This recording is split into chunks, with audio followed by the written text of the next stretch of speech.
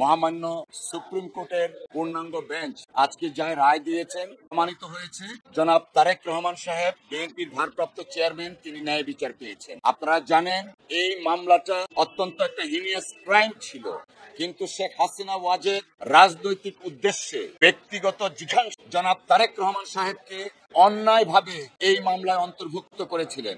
আজকে সর্বোচ্চ আদালতের মাধ্যমে প্রমাণিত হয়েছে জনাব তারেক রহমান সাহেব নির্দোষ এবং তিনি খালাস পেয়েছেন। পাশাপাশি এইটাও এস্টাবলিশড হয়েছে শেখ হাসিনা ওয়াজেদ প্রকৃত অর্থে আইবি রহমান সহ যারা আনফরচুনেটলি মৃত্যুবরণ করেছেন তাদের বিচার শেখ হাসিনা চায়নি। যদি শেখ হাসিনা প্রকৃত অপরাধীদের বিচার চাইতেন, আইবি রহমানের বিচার চাইতেন, তাহলে হয়তো রাজনৈতিক জিঘাংসার বশবর্তী হয়ে জনাব তারেক রহমান সাহেবকে এই মামলায় অন্তর্ভুক্ত করতেন না।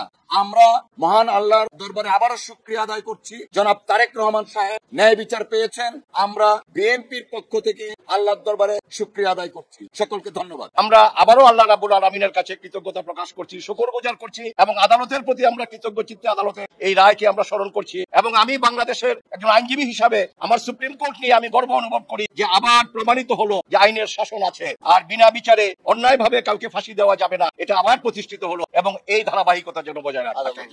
164 ধারার জবানবন্দি মরহুম মুফতি হান্নান সাহেবের জবানবন্দির উপরে টোটাল মামলাটা ছিল, কিন্তু আজকে মাননীয় প্রধান বিচারপতি যখন রায় পড়ে শুনালেন সেখানে উনি বলেছেন যা একজন ফাঁসির আসামি অন্য মামলায় সিলেটের আনোয়ার চৌধুরী সাহেবের উপরে যে গ্রেনেড অ্যাটাক হয়েছিল সেই মামলায় তখন তার ফাঁসি ছিল, সেখান থেকে এনে তাকে এই যে 164 করা হয়েছে দ্বিতীয়বার এবং এই সেকেন্ড কনফেশন, এটা আইনত গ্রহণযোগ্য না। এবং এখানে সবচেয়ে বড় কথা যেটা স্বতঃস্ফূর্ত ভাবে করা বা ভলান্টারিনেস, যেটা এই মামলায় উনি বলেছেন শুধু মুফতি হান্নান না, অন্যান্য যে সমস্ত স্বীকারোক্তিগুলো ছিল এগুলো একটাও ভিতরে ওনারা ভলান্টারিনেস খুঁজে পান নাই, অর্থাৎ এগুলো স্বেচ্ছায় তারা করেননি। কাজে স্বেচ্ছায় যদি না করে তাহলে সেই স্বীকারোক্তির কোনো মূল্য নাই। কাজেই এই মামলায় শুধু আসামিদের খালাস হয়নি, আজকে একটা নতুন ধারা যোগ হয়েছে যে ন্যায় বিচারের ক্ষেত্রে আমাদের উচ্চ আদালত কতটা সজাগ পুঙ্খানুপুঙ্খ রূপে, সেখানে এটা মাননীয় প্রধান বিচারপতি মহোদয়ের শর্ট আদেশের মাধ্যমে আমরা সেটা অনুধাবন করেছি এবং এটা ইনশাআল্লাহ বহাল থাকবে বাংলাদেশ সুপ্রিম কোর্ট।